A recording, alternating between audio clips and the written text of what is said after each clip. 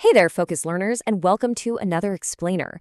So if you have ever sat there just staring blankly at a blinking cursor, feeling completely paralyzed because you were told you had to write a thesis statement before you even started your research, well, this explainer is specifically for you. Today, our goal is to absolutely liberate you from the anxiety of rigid, predetermined research. We're going to map out exactly how you can shift your mindset from a really stressful, prove you are right mentality to a powerful, curiosity-driven process of real discovery. Okay, let's dive into this. What if you aren't supposed to know the answer right out of the gate?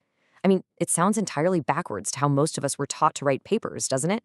The pressure to have this perfect, bulletproof thesis before you've even looked at a single source, it's a universal pain point for students. It creates immense anxiety. But what if that feeling of not knowing isn't a sign that you're unprepared? What if it's actually the exact starting point of all genuine inquiry? All right, part one, the thesis first trap and the problem with predetermined answers. And actually, this isn't just some bad habit we pick up. It's a widespread myth actively taught by major institutions, like the University of Maryland and the University of Minnesota.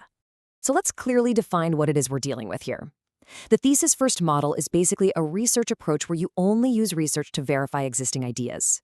It leaves absolutely zero room for doubt, for ambiguity, or for actually being changed by your findings.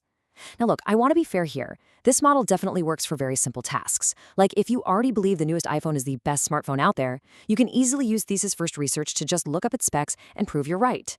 But when we treat this as the only way, or even the most valuable way to do research on complex academic issues, that's when it becomes incredibly harmful. Because here's the thing, this approach builds some serious roadblocks for your learning. When you assume the answers are already known before you even consult your sources, you're really just using research to verify your own existing assumptions. And you know where that leads, right? Directly to confirmation bias. You're just magically going to find sources that agree with what you already think. But most tragically, it completely erases the possibility of true discovery. You're basically trapping yourself in a little box where you're just trying to prove you're right, rather than exploring the actual beautiful complexity of the world. Which brings us to section 2, the myth of linear research and why messy is actually better. Because the thesis first trap sets these completely unrealistic expectations about how learning actually happens. To really understand this, we can look at Wernher von Braun. He was a famous engineer whose inventions majorly advanced the US space program. He once described research like this: what I'm doing when I don't know what I'm doing. And this brilliantly illustrates the reality of the process. Even the world's top scientists and engineers start in a place of total confusion and uncertainty. So, if you feel like you don't know what you're doing when you start a project, don't panic. You are in excellent company. That feeling of not knowing is entirely valid and completely normal. Let's compare the myth against the reality here. The uncluttered linear myth of the thesis-first approach tells you to just pose a question, instantly generate an answer, and then go find matching sources. It looks super clean, right? But it's entirely artificial. The cyclical path on the right, that is how real research actually works. You pose a question, you immediately encounter diversions and missteps, and because of those messy encounters, you revise your question entirely. In fact, the Association of College and Research Librarians actually states in their official framework that real research is about investigating information gaps and conflicting perspectives.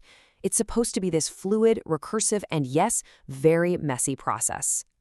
So, what does this actually look like in practice? Let's check out section 3, 2 approaches in action, using a human trafficking example. Now, what's really interesting about this is how perfectly it demonstrates the stakes of how you start your research. A thesis-first researcher starts with a super rigid statement: human trafficking should have harsher legal penalties. And the results? Well, they fall right into confirmation bias, only clicking on sources that agree with their pre-existing belief. But look at the inquiry-based researcher. They start with an open-ended question. Why does human trafficking persist in the US? Because they aren't trying to prove anything. Their research leads them to discover completely new root causes. As they read, they stumble upon the complex role of immigration laws, which is something they literally never would have considered if they had started with a closed thesis. Okay, so how do we fix this? Section 4, actionable advice. We're going to break the habit with something called the Wikipedia rabbit hole. This is a highly effective, super concrete exercise you can do right now. Step 1, just go to a random Wikipedia page. It could be about organic farming, CRISPR, literally anything.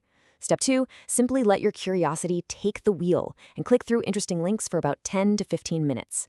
Step 3, stop and reflect. Notice how you naturally backtracked?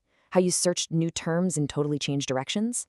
Well, that unstructured wandering is exactly how genuine academic research is supposed to feel at the very beginning. And that brings us to our final section, the unending conversation and embracing uncertainty. Because to really escape the thesis first trap, we need a fundamental shift in our mindset. You see, accepting that answers are fluid goes way, way beyond the classroom. According to Warren Berger's book, A More Beautiful Question, our entire culture needs to change. This starts with parents being totally comfortable just saying, "I don't know" to their kids, rather than making up simple answers. It requires educators to actually privilege questions over definite answers.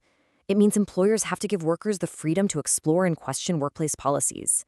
And in our civic and community life, we absolutely have to stop viewing inquiry and questioning as a threat or a challenge to authority. We have to learn to value the question itself. So the absolutely crucial point here is captured beautifully by philosopher Kenneth Burke. He said, "The discussion is interminable." He famously described human knowledge as this unending conversation. Think of it like this. When you research a topic, you aren't finding the final, ultimate truth to perfectly prove your thesis. You're simply stepping into a parlor where a conversation has been going on long before you were born, and it's going to continue long after you leave. Your job is just to listen, learn, and then add your own informed perspective to that ongoing continuum.